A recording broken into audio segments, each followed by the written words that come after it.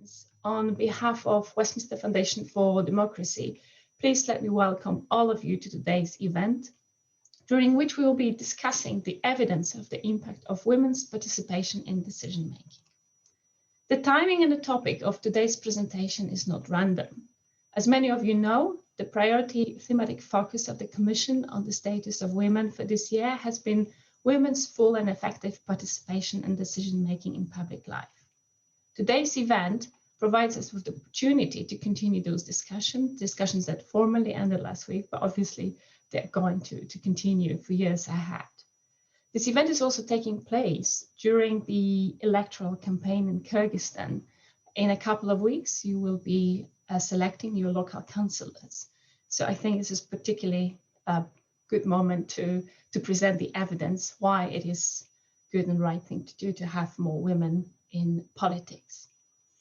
Westminster Foundation for Democracy has been leading the implementation of programs across the world to advance women's political leadership for many years. In Kyrgyz Republic, we had the pleasure to work with women politicians at the national and local level, while working with Women's Caucus at Kanesh and supporting the network of women councillors from our partner cities. Our programs are grounded in evidence of the impact of women's political leadership on democracy, and today we will discuss them with you. Many of you would know that using arguments of women's right to be part of decision-making processes at all levels is often not enough. One of the helpful strategies is to be able to present the evidence why having women around the table is not only right, but also a good thing to do. Many of you know that. If you're a women participant, if I could ask you to think for a second of a most recent meeting when that was only attended by women, friends or colleagues or relatives. And if I could ask men participants to do the same, think of the discussions that attended only by male colleagues, friends or relatives. What topics have you discussed? What were the problems or issues you've been discussing? What were the solutions that you come up with? In fact, there will be fascinating studies what women-only groups and men-only groups are discussing. I think that from our private life, we know very well that the subjects of a conversation is changing. That even if we often discuss different topics, but even if we discuss the same topics, we'd often look at them from different perspectives. And I strongly believe, and there is lots of evidence on this, that when we have a diverse group of people discussing different problems, they will come up with even better solution if those taking part in those discussions represent different groups that have got different experience. So why that diversity and inclusion is critical for coming up with good policy and legislative decisions. What I'm saying is anecdotal, but what we promise today is to talk about the evidence and present that evidence. So please let me welcome Dr. Mina Kopeskols, who is a researcher on politics and gender. She has lectured on Middle East politics and taught on courses on different research methods. She authored a report, Women Political Leaders, the Impact of Gender on Democracy, prepared for the Global Institute of Women's Leadership and King's College London and Westminster Foundation for Democracy. Mina is going to present you with the evidence of the impact of gender on democracy. Mina, the floor is yours. Thank you very much, Magdalena. It's I feel very lucky to be here and to be able to speak to you all. But I'm also really looking forward to hearing from all the participants later in today's panel. So let me just check you can see my screen. Share screen.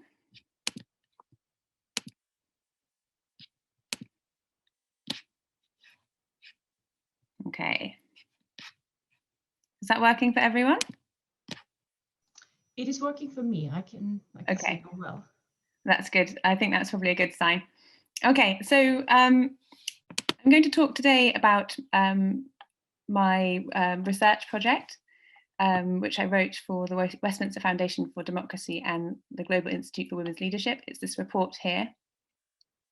I found, the headline information is that women currently make up only 25.6% of MPs worldwide.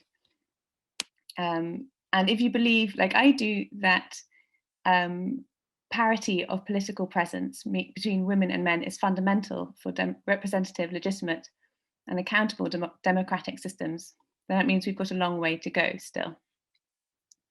Today I'm going to look at the impact that women have on democracy, the impact that women have on policy, but also I'm going to look quickly at how to increase the number of women in politics.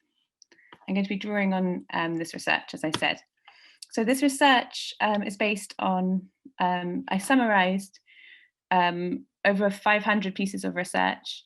I looked at English language research only, I'm afraid, and tried to use original research and data.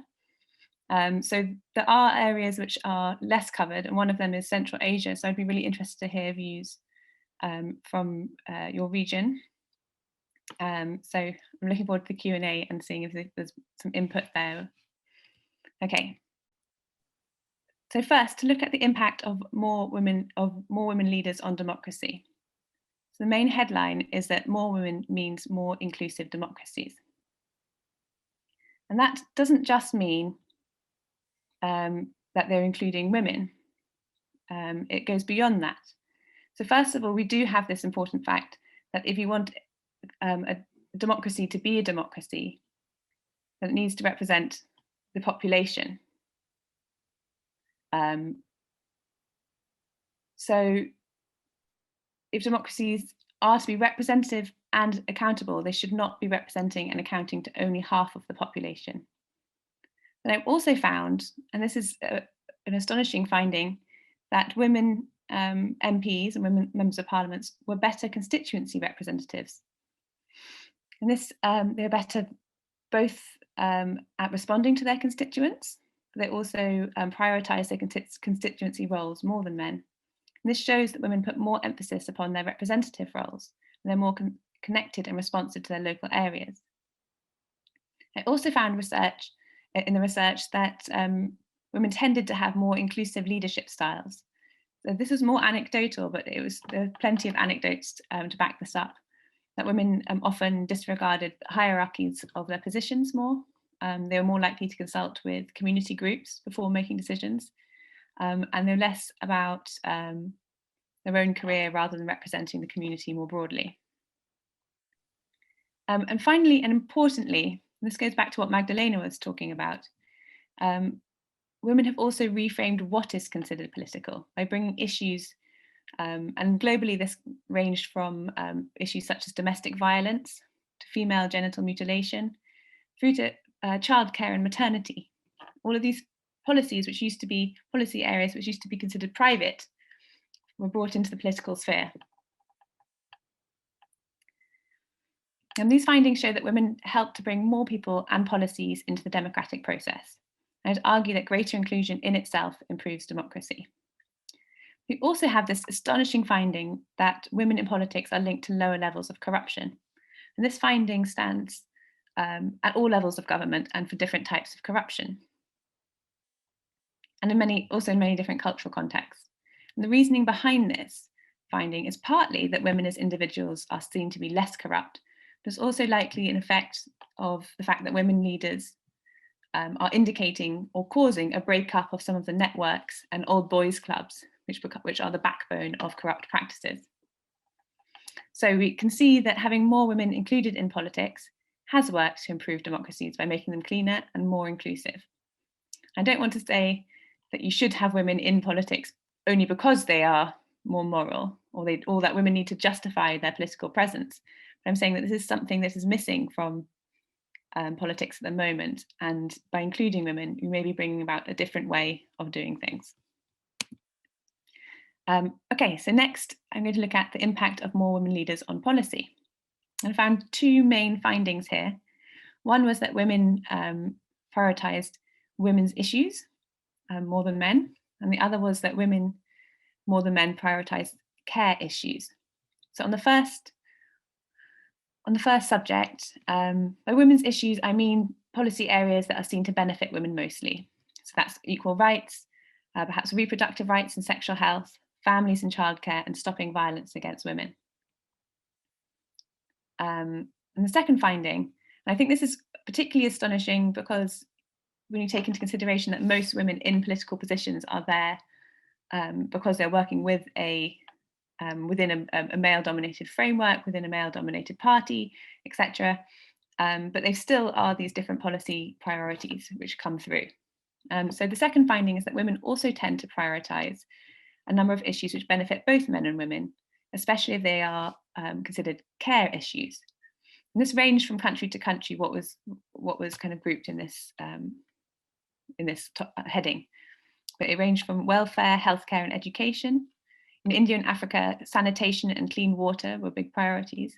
But I also saw it at the international level, where women politicians were more likely to prioritise international aid over military spending. And these gender differences in priorities translated into real-world impacts. We had studies in Canada, Switzerland, and India, which show that having more women political leaders can mean higher education levels, better sanitation and health, and increase life expectancy on the ground. So where there are more women leaders, the actual realities for people on the ground are changing. I also found that states with more women legislators were less likely to commit human rights abuses, such as torture, and more likely to have longer periods of peace and less conflict. And what I think is really interesting here is it shows that when women are included, different issues, different priorities, etc., are coming through. And so the reasoning goes beyond this argument that there should be more women because of the simple reason of equality, but it also shows what we're missing, the viewpoints we're missing, when women are, as they continue to be in most of the world, severely underrepresented. So now I'm going to move on to looking a bit at some of the obstacles to women's participation in politics. So to kind of simplify a huge literature of obstacles, and I really didn't want to focus on the obstacles, but just so we can see how best to address them. The first sort of seeming obstacle, and this is often used as a way to blame women, is that women don't seem to be interested in politics, or they don't put themselves forward. We also see this idea, which is called a supply side problem. We also see this a problem of institutionalized bias. So whether that's from political parties or from governments, there's a lack of demand for women in politics because they don't see women as good leaders, perhaps, or they just aren't selecting women at the earlier stages. The second section is more general. So we see that women are excluded from the male networks, and that can disadvantage women at all different stages of their political careers. Secondly, the financial costs of running a political campaign can be more of a burden to women than men because women tend to be poorer and have less access to resources. This is one of the side effects of this is that many of the women who do enter into politics, actually these last 2 points, tend to come from or have historically come from elite backgrounds where they had extra money and they had these contacts, which means we're again getting a skewed representation of women. And third, there are cultural attitudes about women, whether they're seen as less likely to be good leaders, or perhaps there are questions around their reputation or their morality if they're seen to be leaving the home and working amongst men. Fourth is this universal burden which tends to fall on women of care responsibility, where women tend to do most of the caring at home, and it's very difficult to fit that into most political careers. And finally, and very, very importantly, there's been a lot of violence directed against women in politics, and this ranges from attacks on social media, from rape threats and death threats on social media, through all the way to being attacked and grabbed and facing violence in their day-to-day political lives, which I also found coming through in my research. So I've rather superficially brought together the solutions as women can, so as a type of solution, or ones which fit into the reform category. So first, to look at what women can do. So women can help to motivate, educate, and educate women, and to serve as role models. So we found that when there are women, prominent women in politics, then there tend to be more among the population tends to be more interest from the female population. So we saw this when Julia Gillard was Prime Minister in Australia, where women were much more interested in politics. And when she left again, they fell again below men. Okay, next one. You can set up within, to try and counter the institutionalized bias, you can set up women's organizations and caucuses within parliaments and parties, etc., which will try to counteract some of this institutionalized bias. You can also create women's networks. If women can't go to the nightclubs or the sporting events or whatever it is that the men are going to and having their networks, which women tend to be excluded from, then we can set up alternative female networks. That can be within these caucuses and parliamentary organisations, as mentioned before, or it can be, and I saw in the research, much more general or much more very different forms of networks, whether that was through religious organisations or through NGOs or through training centres, etc. So they don't have to be political networks. You can also provide funds. In Australia and the US, you have something called Emily's List, which provides campaign funding, particularly for women candidates, to help overcome this barrier. You can also show that you can also change these attitudes about women being bad leaders through having a woman leader. And they found that when there have been quotas in, for example, in India at the village level, that where there have been women leaders, they're more likely to vote for a women leader afterwards. And attitudes are starting to change. So the education of girls went improved, etc. So attitudes can change through leadership. Okay, then looking at reform, the major reforms are quotas, which would allow women to, it's the best way to bring women into politics. And I know doesn't go down well in most countries or some countries, but that is where we've seen the best progress, is when women have been, have either had reserve seating, or it can be at a party level where they have alternate candidates. There's a list system on male and female, or in the UK, we've had all women shortlists, so for particular seats, they're only selecting women. So reservations and quotas have had the most impact, but they can also work at the local level. The other big reform, and this is obviously something that's quite difficult to achieve in most places, but that is changing the electoral system, because women tend to be disadvantaged by first past the post political systems and do best in proportional representation systems.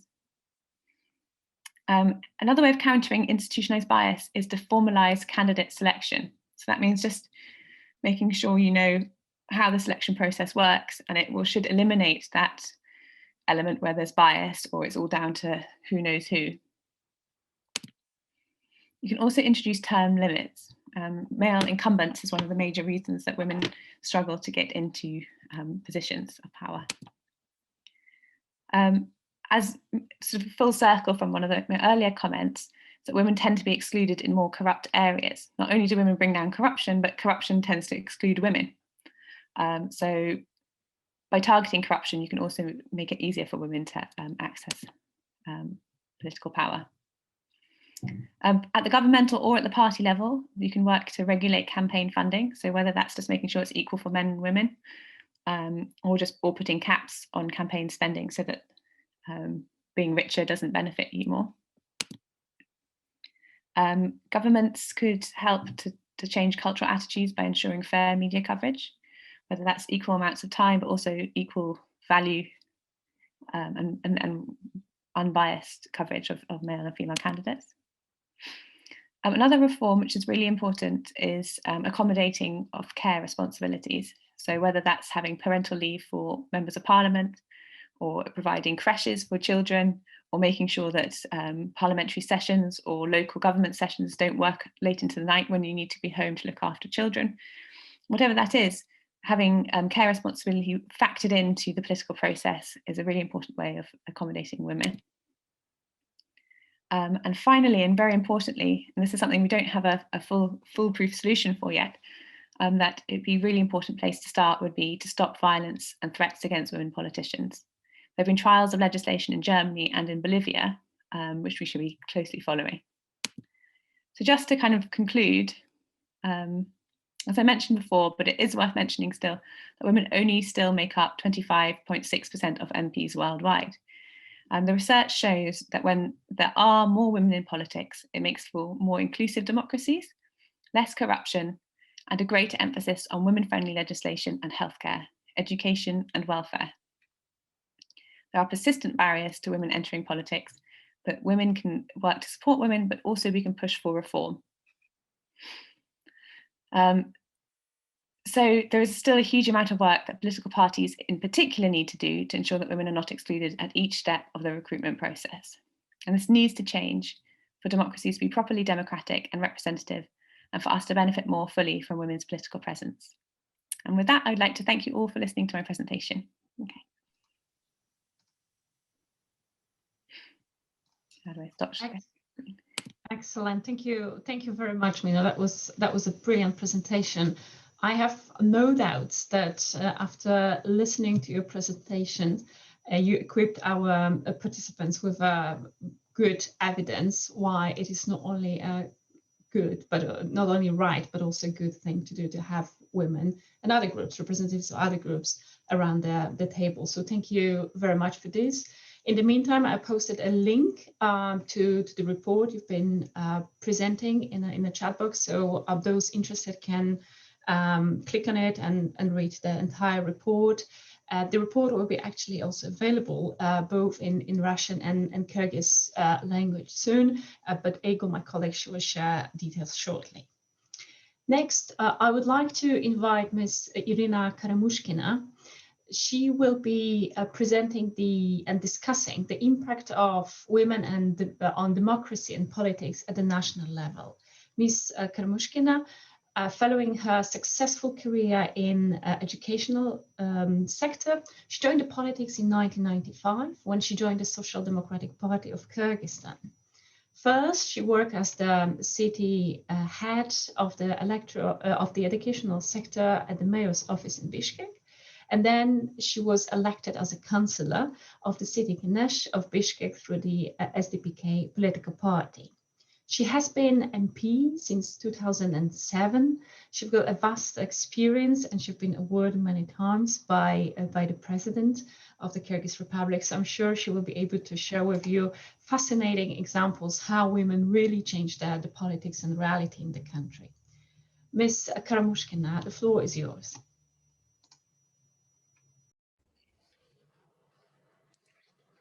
Спасибо. Я рада всех вас приветствовать, уважаемые мои соратницы, мои современницы. Все из вас, все уже лидеры, каждый в своей области. Но так как мы сегодня говорим о политическом лидерстве, то хотела бы обратить внимание следующее. Во-первых, я прочитала доклад внимательно, прослушала презентацию. И вы знаете, да, опыт большой политический, так как я являюсь депутатом уже 3-го созыва. И вот вы сегодня в докладе отметили, что женщина обычно занимает какой-то сектор, да, вот там социальный сектор, вот такой вот более женственный, там, да, семья, дети. Но я решила впервые, кстати, хочу сказать, уйти вот от таких общепринятых норм для женщин в политике и стала членом комитета по обороне и безопасности. То есть раньше у нас практически никогда женщины не занимали, чтобы депутат-женщина была в комитете по обороне и безопасности. Это всегда было мужская прерогатива, да, мужская область. И вот здесь я хочу отметить очень важную вещь. Я согласна, что действительно для развития полноценной демократии нужно участие женщин в политике. И здесь очень важна ее интуиция, ее материнская забота, потому что хотим или не хотим, любой законопроект мы через сердце проносим.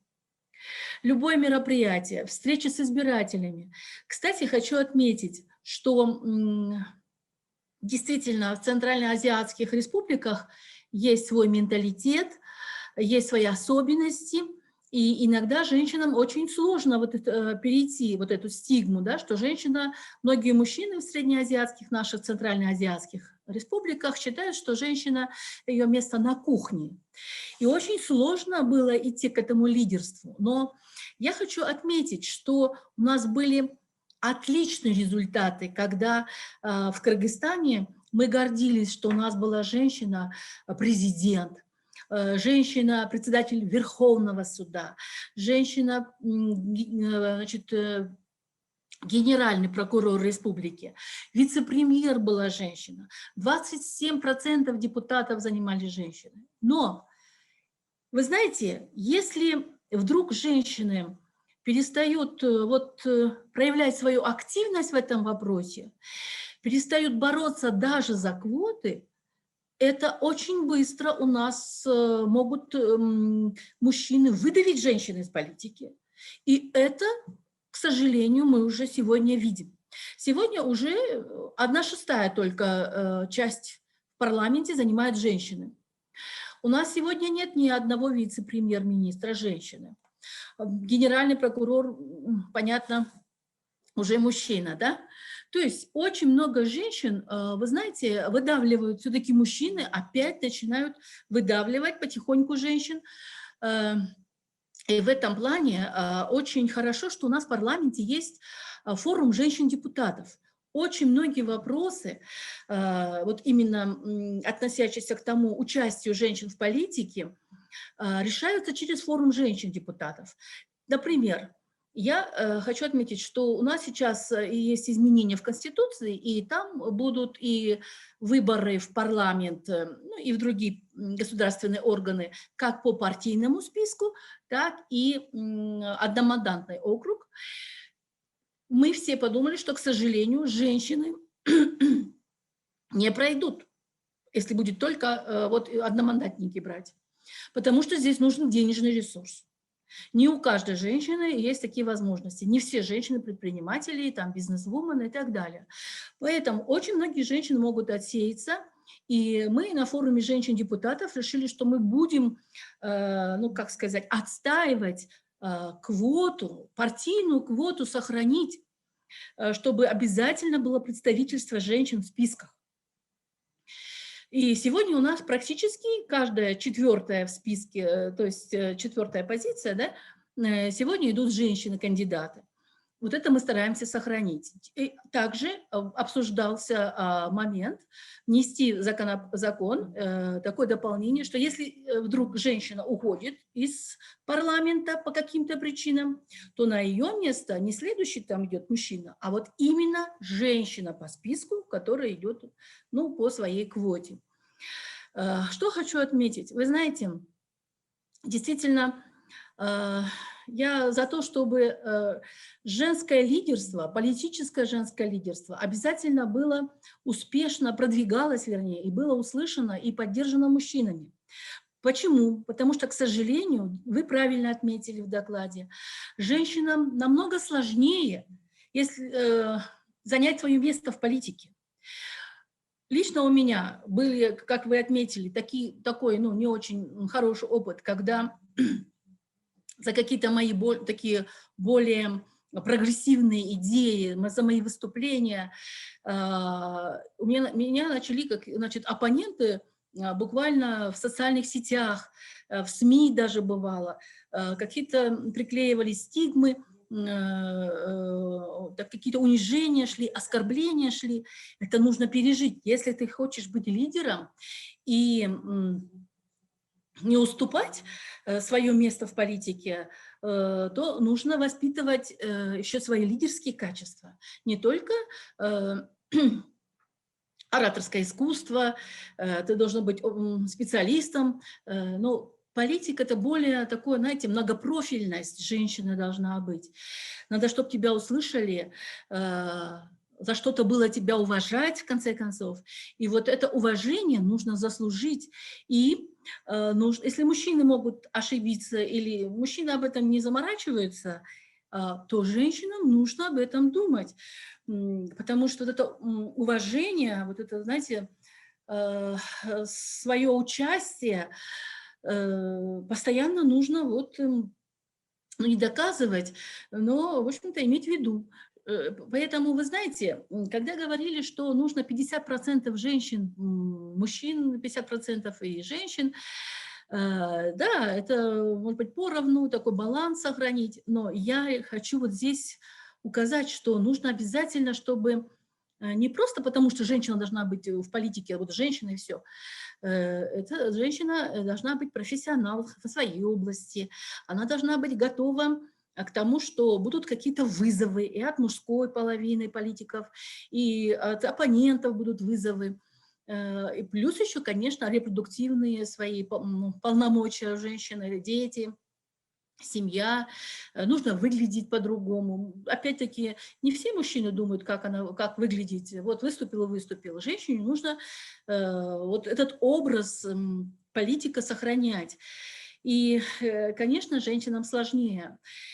И здесь я хочу отметить, что, учитывая, опять возвращаясь, все-таки мы говорим о центральноазиатских республиках, есть такой опыт, когда мы выезжали, так сказать, в южные регионы, где такие более, ну, патриархальные вещи у нас еще сохранены, да, мы, несколько женщин-депутатов, выезжали и встречались с лидерами, женщинами Баткенской, Джалабадской, Ошской области, как я отметила, такие более патриархальные, там такие более устои, где все-таки мужчины до сих пор имеют свое, так сказать, главенствующее положение. И мы собирали женщин-лидеров, и вы знаете, они отметили, что очень важны такие встречи, потому что очень многие вещи они не могут озвучивать мужчинам, стесняются, либо это не принято. И вот только такой пример. Например, женщины поднимали вопрос, что опять возвращаются такие патриархальные вещи, как многоженство. Когда 15-16-летних девочек, которые даже многие не успели закончить школу, берут вторыми женами. Вот. Это все накладывает такой отпечаток, что не каждая девушка может прийти к своей мечте, получить образование, занять свое достойное место в обществе, потому что ее в 16 лет, извините, замуж отдают, да, и мало того, что вот женой, она же может быть второй, как я сказала, женой отметила, да, сексуальное насилие, вот в таком плане, то есть, и вот эти женщины, они обратились к нам, депутатам, чтобы мы поднимали этот вопрос. Очень сложно, опять-таки, в этих регионах женщинам занимать руководящие должности. Мужчины все-таки отодвигают их. Они считают, что руководство женщины там, какой-то отраслью, либо администрации, ну, это не женское дело. То есть до сих пор вот эти вещи есть, и их нужно вот постепенно, видите, нам приходится женщинам, все-таки это слово, наверное, я употреблю, доказывать, что мы имеем полное право, мы можем ошибиться, как и другой, и мужчина может ошибиться, мы имеем право требовать, ставить на повестку такие злободневные вопросы.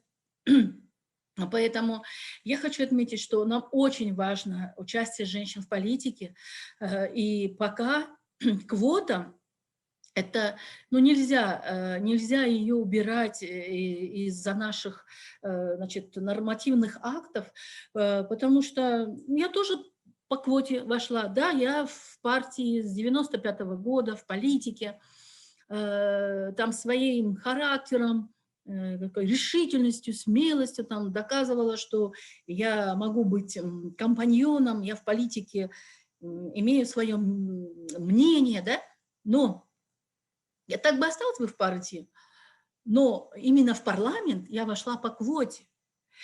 И если бы не эта квота, возможно, я бы никогда не была депутатом 3 созывов. И многие вещи не могла бы озвучивать, поднимать, решать эти вопросы. Поэтому, вы знаете, вот у вас в докладе, там я прочитала, что партийные квоты могут тормозить участие женщин. Я вот по нашей стране хочу отметить, что в нашей стране наоборот, вот эта квота, ее пока нельзя так размывать, убирать.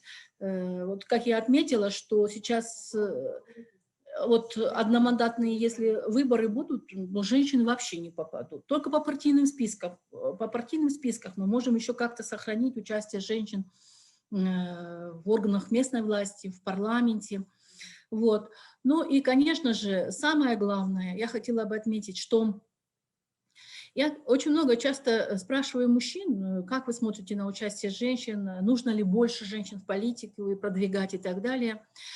Вот мужчины, которые более, так сказать, грамотны, более такие активны гражданской позиции, они все, в общем-то, наоборот, поддерживают. Это для них хорошее участие, оно очень нужна женщина для гармонии даже законопроектов, понимаете? Вот. Но, как я отметила, что все-таки есть сложности, потому что, ну, я не знаю, это нужно другой уже вопрос освещать. Почему-то мы начали возвращаться к каким-то патриархальным нормам. И вот здесь позиция гражданского общества, позиция женщин-депутатов. У нас сейчас очень много работы. Мы должны вот сохранить то, что мы имеем, то, что мы достигли. И в этом плане, я думаю, что у нас богатый опыт, потому что действительно сегодня у нас женщины не боятся поднимать самые злободневные вопросы. И вот как я отметила, что когда, например, женщины поднимали вопрос о том, что почему-то многоженство, ранние браки, вот это вот насилие, семейное насилие, чтобы мы поднимали эти вопросы, то даже у нас такой момент, когда, к сожалению, кража невест, возможно, вы слышали, кража невест, когда девушку, не спросив ее мнения, вот просто взяли за шкирку и в машину посадили, и потом все, насильно выдали замуж, хоть ты плачь, хоть ты не плачь. И вот эту норму, когда, опять-таки, через женщин, многих инициаторов депутатов, именно женщины-депутаты поднимали вопрос, чтобы вносить в закон норму кражу невест приравнять как кража человека. И также, чтобы усилить ответственность, в уголовную ответственность. Я хочу сказать, что дважды мы ставили этот повестки вопрос на заседание, оно у нас не проходило. Почему? Потому что многие мужчины были против. Мужчины прям конкретно, не стесняясь, микрофон на всю страну говорили: слушайте, женщины, вы сейчас эту норму введете, уголовную ответственность за кражу невест? Вы сейчас полстраны мужчин пересажаете. Вы представляете? То есть нам было очень сложно вот переходить опять это, и все равно женщины говорили, мы опять ставили на повестку, и эта норма вошла. Опять-таки сейчас эта норма действует, уже есть прецеденты, когда, значит, уголовные дела открывали за кражу, но вот здесь самое главное, надо заканчивать? Самое главное участие женщин в политике, поднимать самые такие злободневные вопросы. Здесь очень важно это сам характер, харизма, личность женщины. Вот о чем я хотела сказать, что не просто вот надо 50 женщин посадить, 50 на 50. Если женщина будет бла-бла-бла, и вот так просто потому, что она женщина, сидеть там, вы знаете, вот хотим или не хотим, мужчины скажут: ну и что вы добивались? Вот она сидит, красавица. Поэтому женщины обязательно, понимаете, они всегда должны быть в тонусе. Ну, как я сказала, я всегда, когда выступаю, с нашими женщинами встречаюсь, которые идут депутатами в местную власть, сейчас городские кинеши, парламент, женщины идут. Вы знаете, я столько много тоже пережила, но моя поддержка всегда была, был всегда народ. Потому что я могла поехать, и сейчас я могу поехать в любую область моей страны, в любую область. Да, у меня есть моменты, что я все-таки представитель другой национальности. К сожалению, нас в школе не учили, я не говорю на кыргызском чисто, на государственном языке. Но Меня знают, потому что я могу поднимать решительно и смело. Я всегда говорю, какой вопрос поднять? Не бойтесь, я подниму любой вопрос. Если это касается того, что его нужно решать, то, что это действительно вас создает проблему, не волнуйтесь, Карамушкина это скажет. Я об этом заявлю. Вот, и вы знаете, ну, это давалось годы и годы практики. Политикам не рождаются, политикам становятся. И вот здесь нужно, конечно, много читать. Я благодарна, очень много было и круглых столов, тренингов. Раньше, когда было так вот без всякого вот этого злободневного вируса, я помню, что очень много международных организаций нас вывозили, мы видели на практике, как женщины поднимают вопросы. Даже я помню в том бедном Непале, но я думала, там вообще нет женщин, которые вот могут так заявлять о себе и решать вопросы злободневные. Нет, я увидела, как эти смелые непальские женщины поднимают злободневные вопросы. Вот, и поэтому я хочу отметить, что это очень хорошая практика. То есть женщина-политика сама себя должна формировать. Excellent. Вот, и, Excuse me, I think we've got probably 1 minute left, so we can move to another presenter.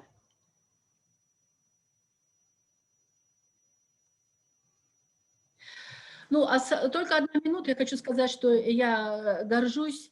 Я считаю, что в Кыргызстане мы очень много вопросов решали, решаем и будем решать по участию женщин в политике. Огромная поддержка. И всегда я поддержу любую женщину, которая решит встать на путь вот именно своего политического участия в жизни страны. Надо не бояться, надо, наоборот, чувствовать уверенность в своей внутренней силе и правоте. Спасибо вам большое.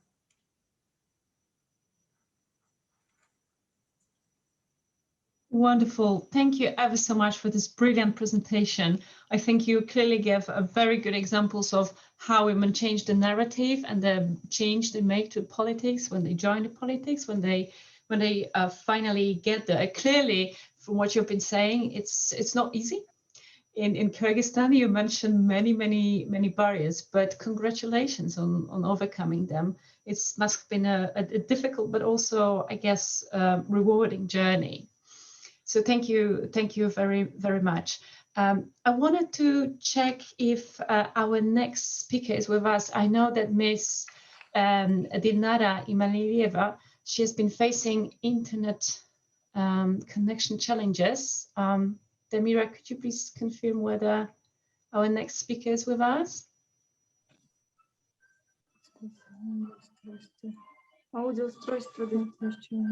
Yes, okay. I just got a confirmation that our next speaker is with us. So please, could I invite Ms. Dinara Imanalieva from Karakol City to join us today? She has a professional career. She has started in nursing, and she worked for many kindergarten. She started off as a nurse and successfully gained a position of a director. She worked for 22 years, but since 2012, she has been a local councillor at local Karakol City. She is going to share with you practical examples how women leadership is changing the politics at the local level. Please all let me welcome Ms. Dinara Imanalieva.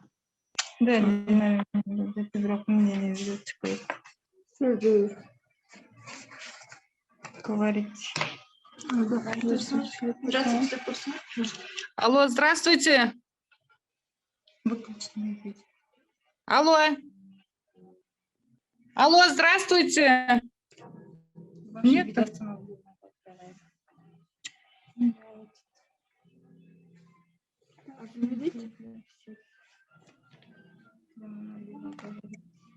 Слышно? Динара Джи. Алло, алло, алло.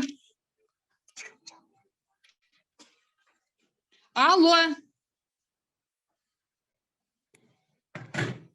Yes, I guess we can hear you. I can hear you.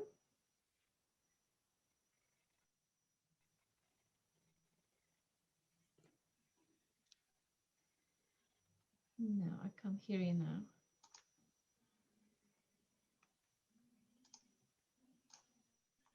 I'm afraid I can't hear you now. Вас не слышно. Нет.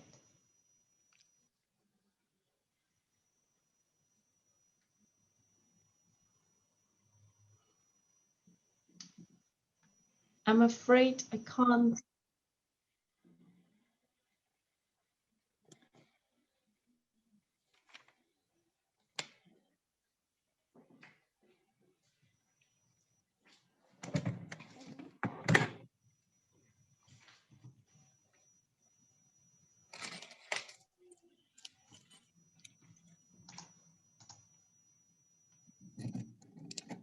Yes, I can't.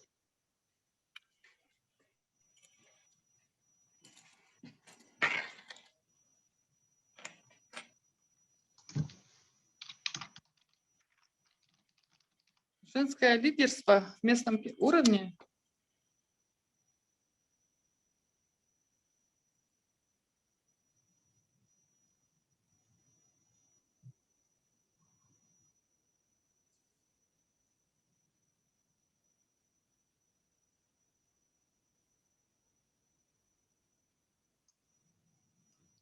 Yes, I'm afraid I also can hear. I wonder whether our team could please contact a speaker now. It seems that I can see comments in the chat box that present not that the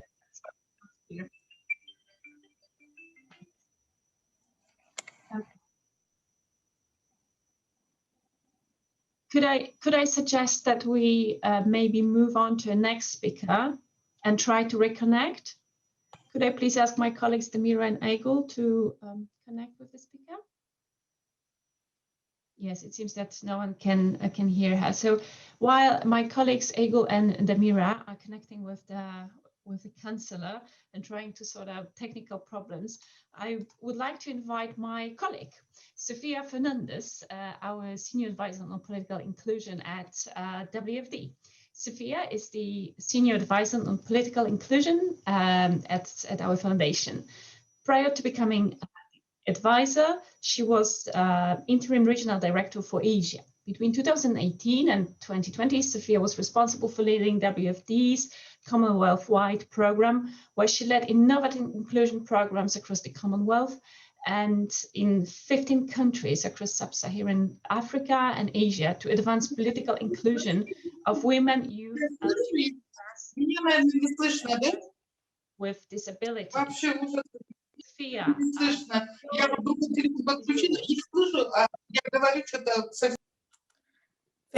Thank you very much, and thank you very much for the invitation to join you here today.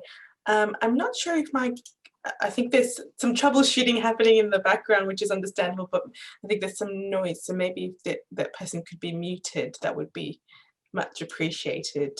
If I can ask one of my colleagues to arrange that, that would be great, helpful.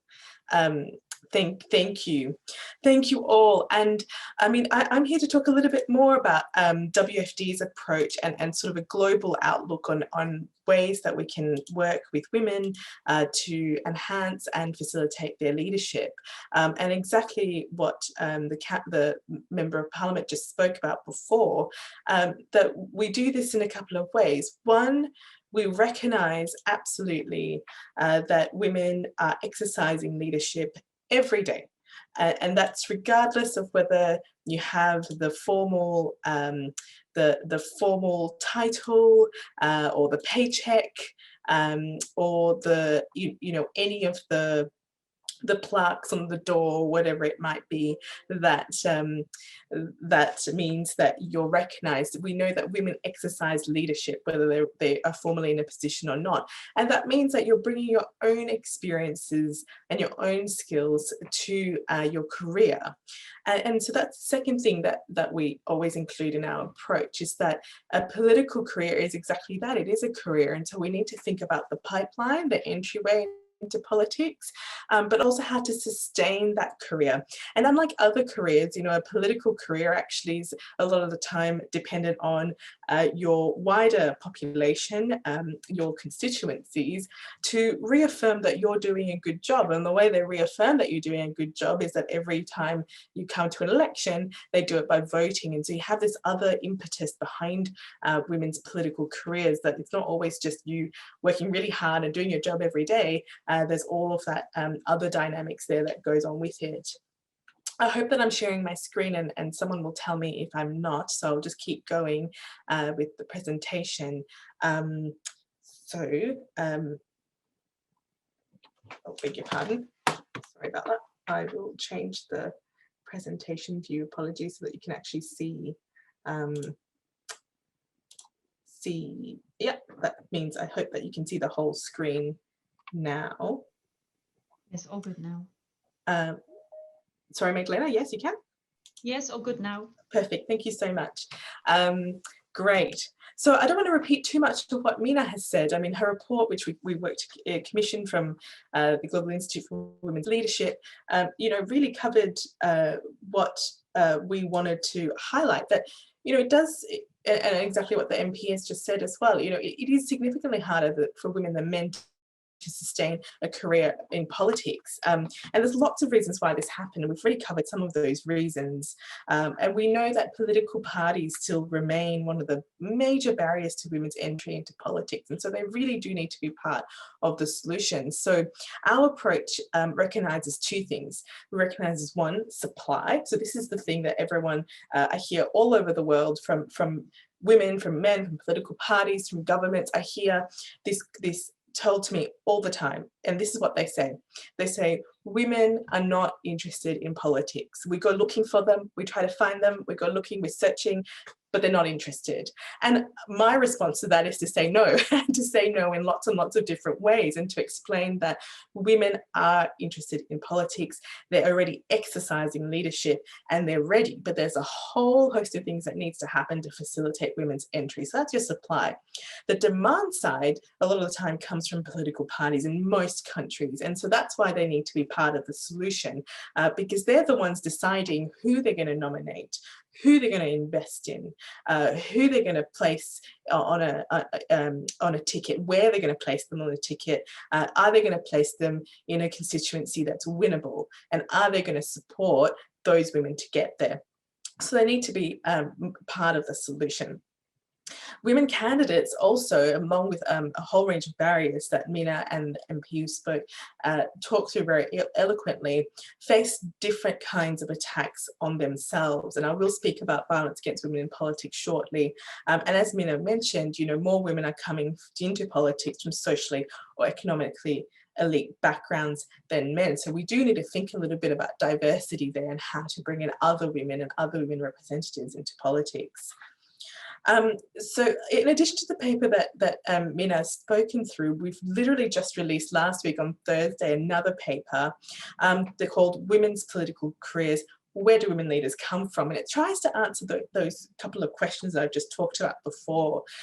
What motivates women to enter politics?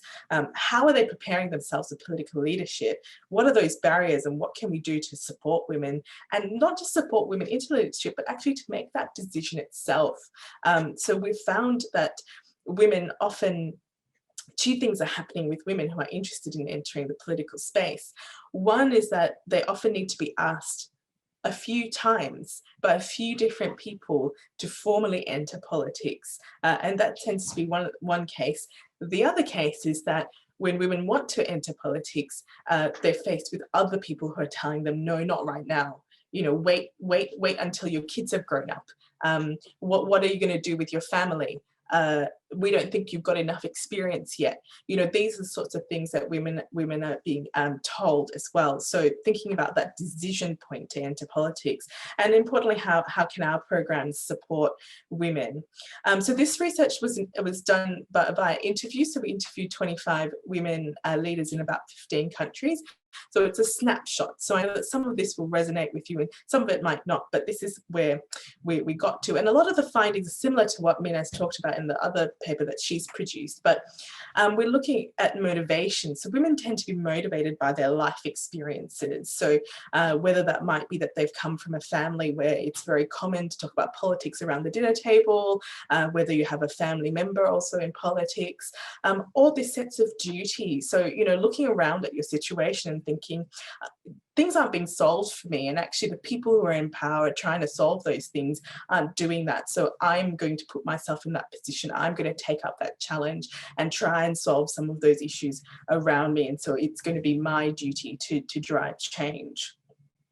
In terms of what's, and that's the motivations, in terms of the preparation that comes before you formally enter politics, what we're seeing globally is that a whole host of things need to happen. One of them is that women are left out of the networks and the resources that men tend to get by political parties. So men tend to have that, you know, that support community behind them who are sort of backing them and sponsoring them, who are opening up opportunities for them to whether it's attend functions, whether it's fundraising, whether it's campaigning, building a profile. And so that sort of mentoring and sponsorship and political apprenticeship essentially is what women need. And a lot of the women we spoke about this, about how they had, you know, a senior member of the party or other women who've gone ahead of them. And when I say senior member of the party, a lot of times these were men, you know, men who identified and recognized that these women were wanting to get into politics and were giving them the same opportunities that men were giving.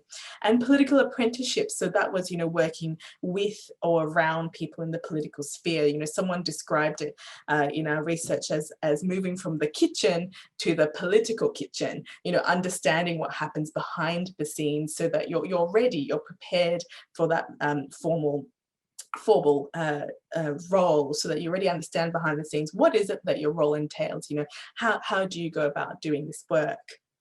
We've also seen where political parties invest, when they invest in leadership development programs. So I'm not talking about training, you know, you can train, you can train thousands of women around the world or thousands of women in Kyrgyzstan, but will that mean that they actually put themselves forward for the formal nomination? Will parties formally select them? Will they be nominated via a quota? So political parties need to actually think about exactly what we've been talking about before, that women are already exercising leadership, they already have skills. So what is it, what additional on top of that will enable them to actually formally enter politics? So investing in that formal leadership development programs. And as mentioned before, targeted financial support. So a lot of the women that we interviewed talked about how it made them feel really vulnerable to enter politics, to formally enter politics, to nominate, to run, and knowing that sometimes you need to run for multiple elections. So you might not win the first time and then go into another campaign, because it made them financially vulnerable. But where there were programs, as mentioned by Mina before, that supported women, and this is not just, you know, financial in terms of money, but also resources. So being able to fund women's campaigns, provide women with, you know, skilled experts like campaign managers, communication managers, party leadership members who were going to support them and help them design fundraising campaigns. Not just design fundraising campaigns, also budget, you know, understand that there's a budget that goes behind doing this work. That was really important for women to then be able to make that decision to say, okay, I'm willing to participate in something that could be very expensive for a lot of women as well. The barriers, I mean, we've talked a lot about barriers already. I mean, as I've said, you know, we'll touch on some of these actually quickly now.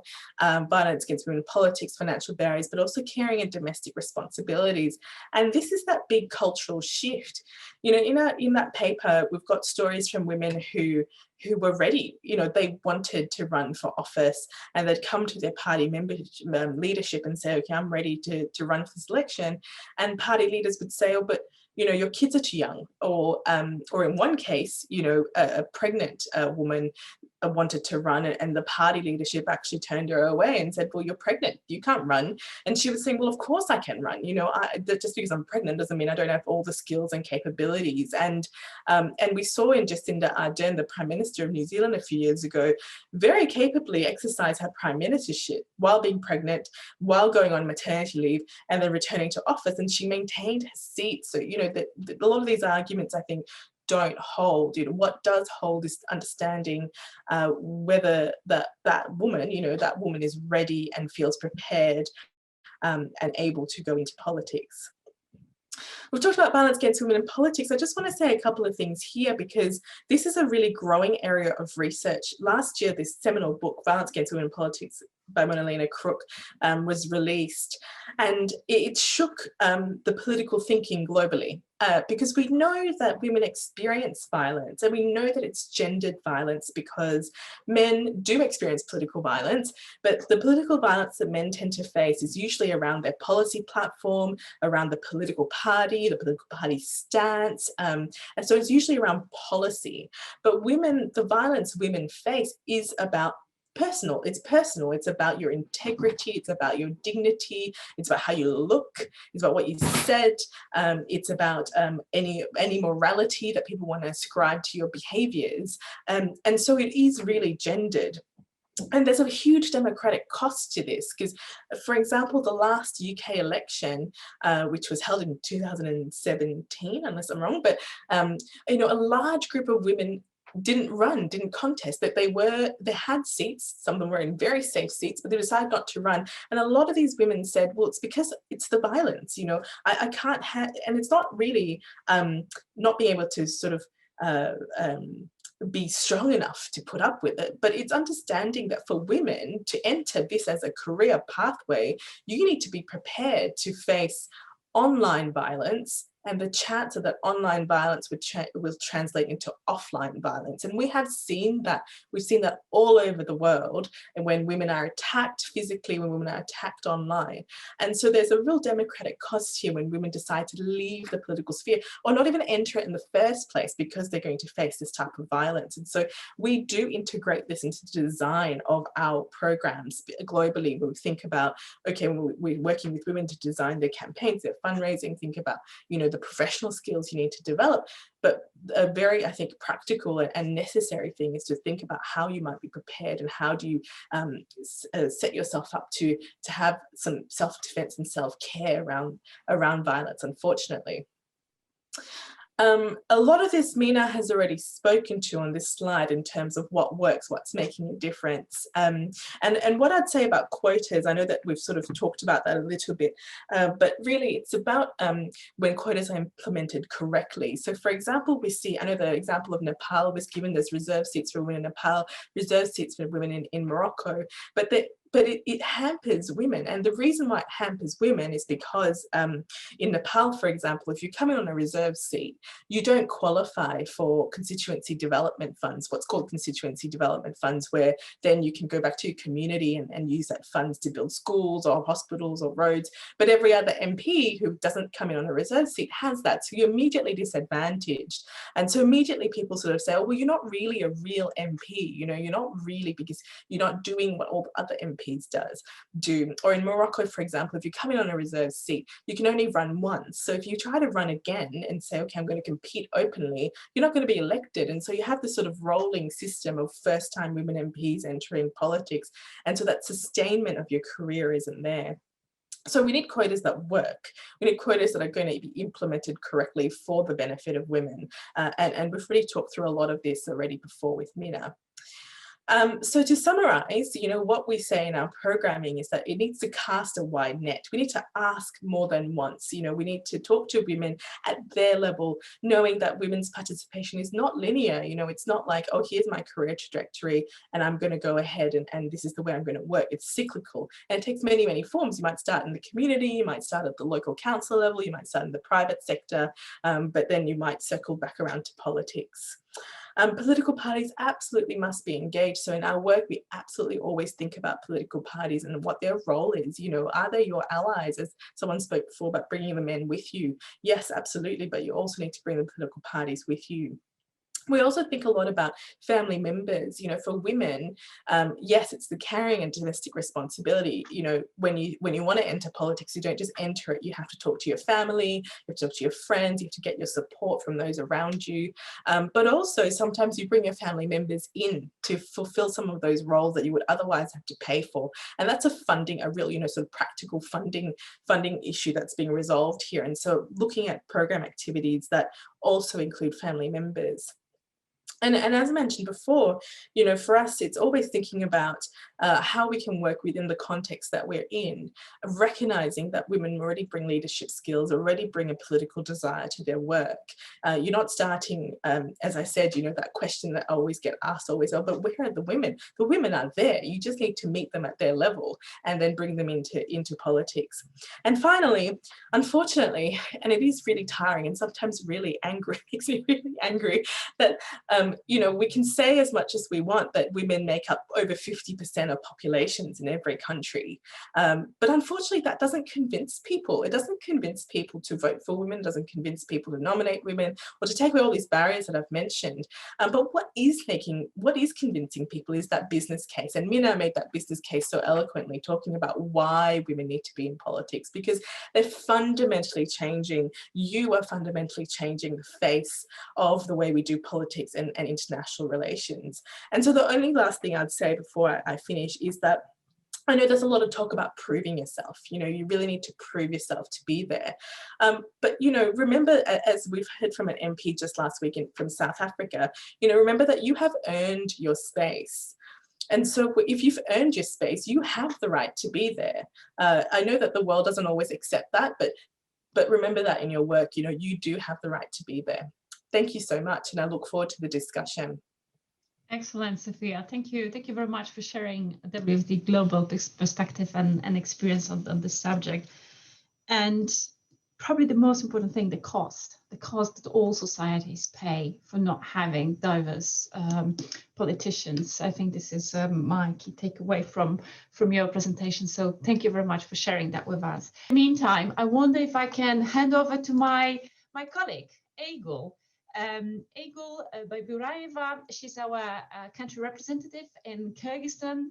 Prior to joining WFD, she worked in many international organizations, as well as in state institutions, and she herself was MP between 2007 and 2010.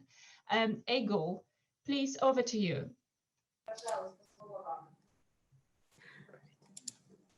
Спасибо большое, Магдалена. Добрый день, уважаемые участники. Я думаю, подошло время для сессии вопросы и ответы. И у нас на вопросы осталось очень мало времени, 10 минут. Поэтому я призываю всех активно задавать свои вопросы. Вы можете, у вас на экране есть такая опция «Помахать рукой», или же вы можете написать в чат, или вы можете отжать свой микрофон и начать задавать вопросы. Пожалуйста.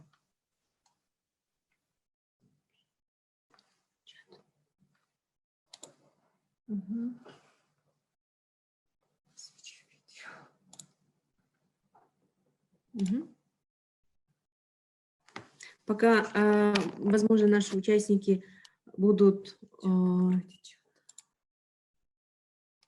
отправлять свои вопросы, я хотела бы со своей стороны поблагодарить наших спикеров, уважаемую Ирину Юрьевну, наших коллег, Мину, Софию. Для Кыргызстана, я думаю, это очень важная информация на сегодняшний день была. Ваша презентация действительно нам придает дух и мотивацию, тем более Кыргызстан сейчас находится на очень важном этапе, где наши граждане должны сделать выбор, участвовать на выборах. И мы очень надеемся, что после данных выборов будет больше женщин на местном уровне, и в октябре, осенью мы ожидаем парламентские выборы, и все-таки с большой надеждой мы ожидаем побольше женщин в политике. Уважаемые участники, или я не вижу ваши вопросы, в чате их нет, вы можете просто как бы отжать свои микрофоны и задавать свои вопросы. Да, пожалуйста, Бермет. Слушаю вас. Да-да-да, коллеги, всем день добрый. Меня слышно, да? Да-да-да, вас очень хорошо слышно. Представьтесь, пожалуйста. Я Бермет Убайдилаева, я представляю ПРУМОН, гендерную программу, специалист по внедрению гендерных вопросов. На самом деле очень такая, знаете, актуальная, важная встреча вот сегодняшняя на данную тематику. Я на самом деле была рада вот выступлениям данным по исследованию и также услышать нашу депутатку, да, Карамушкину. Вот, спасибо. Но в связи с этим я как раз вот в чате указала, да, вот порою вот когда работаешь с нашими политиками, да, женщинами, вот мы в свою очередь и с форумом работали, просто как бы понимание и проникновение, да, к данной тематике именно женских прав, да, гендерного равенства или усиление, да, потенциала женщин или вот расширение возможностей, да, не всегда получается так, чтобы, знаете, женщины-депутатки порою могут и не поддержать. Вот это обидно, если это можно, да, так вот объяснить. Вот я не знаю, есть ли какие-либо рецепты, чтобы вот для сплочения женщин-политиков, да, вот в парламенте, потому что как бы иногда получается как бы не совсем ожидающий вот эффект, да. То, что вот отметила госпожа Карамушкина, это здорово, да, то, что вот и по Алакачу отработали, да, и по вот гендерным квотам на местах, и то, что вот ранние браки, это все на самом деле как заслуга наших женщин-депутатов, да, и также, конечно же, гражданского общества, да, вот активной их позиции. Но если мы как бы не будем держаться вместе, да, я думаю, что нас будет легко перебить. Вот я хотела вот это, да, озвучить, если вы не против. Спасибо. Спасибо большое, Бермет, вам. Бермет представляет ПРООН, и ваш вопрос, я так думаю, адресован госпоже Мине.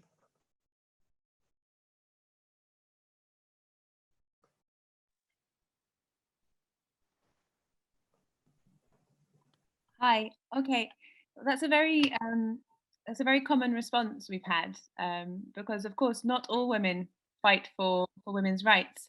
And in the UK, we have a very famous, our first woman prime minister was called Margaret Thatcher, and she was very, very much not a feminist, and she didn't want to fight for women's rights at all. What can be done? I think there are two changes that can be done.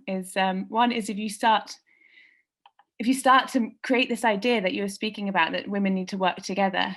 And what we've seen, I think, quite recently in the UK, is we've started to see broad coalitions of women from both sides, because the public is speaking about certain issues such as violence against women, such as equal pay, etc.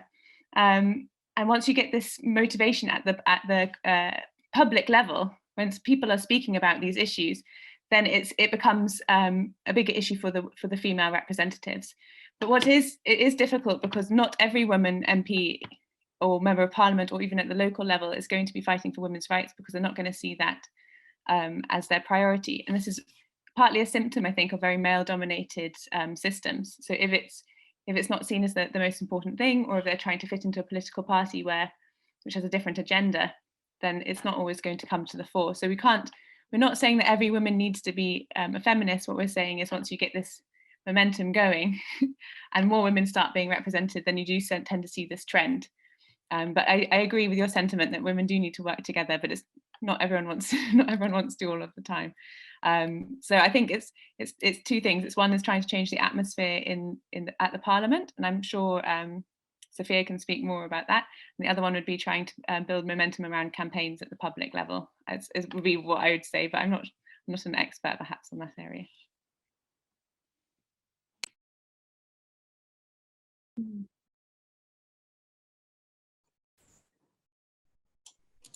Спасибо большое, госпожа Мина. Здесь у нас еще вопрос поступил. Будет возможен ли отчет? Это вопрос Талайкуль Базаркуловна. Спасибо вам большое. Добрый день. К сожалению, не смогла ранее подключиться. Вопрос к организаторам. Можно ли с результатами исследования ознакомиться? Да, конечно. Мы перевели на русский и на кыргызский языки.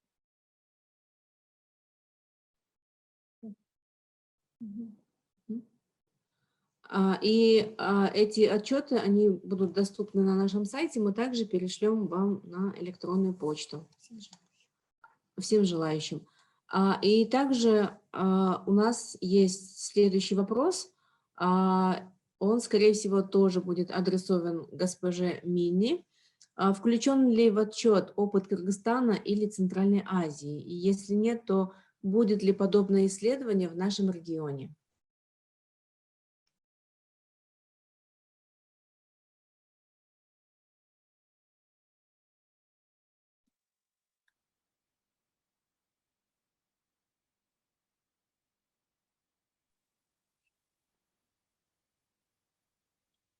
Hi. Actually, if you when you do look at the report, this is one of my deep regrets. Central Asia wasn't very well covered, and I think that's because I wasn't conducting the research myself. I was looking at the research that I could find, and I'm afraid it was limited to English language.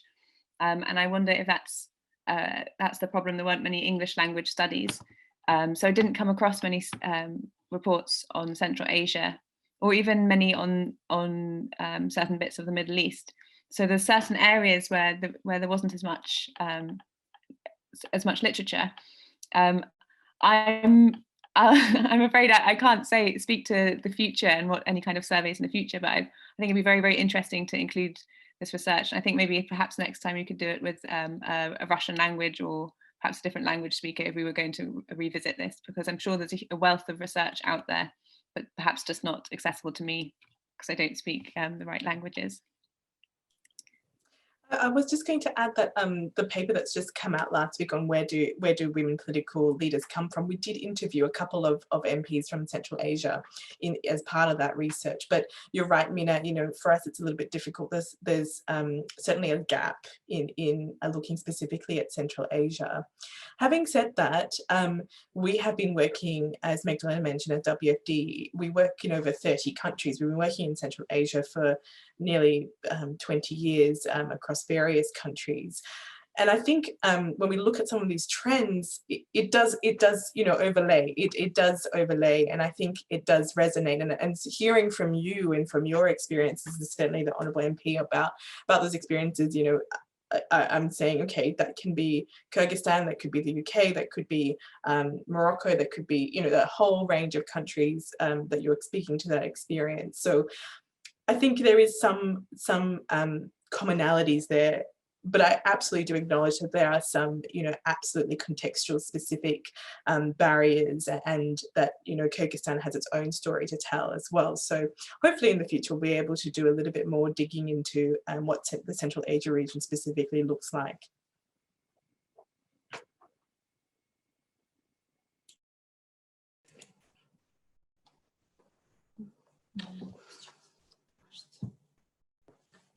Спасибо большое. Больше вопросов нам не поступает.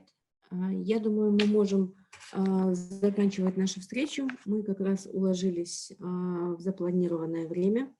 Со своей стороны я хотела бы поблагодарить в первую очередь Мине за то, что вы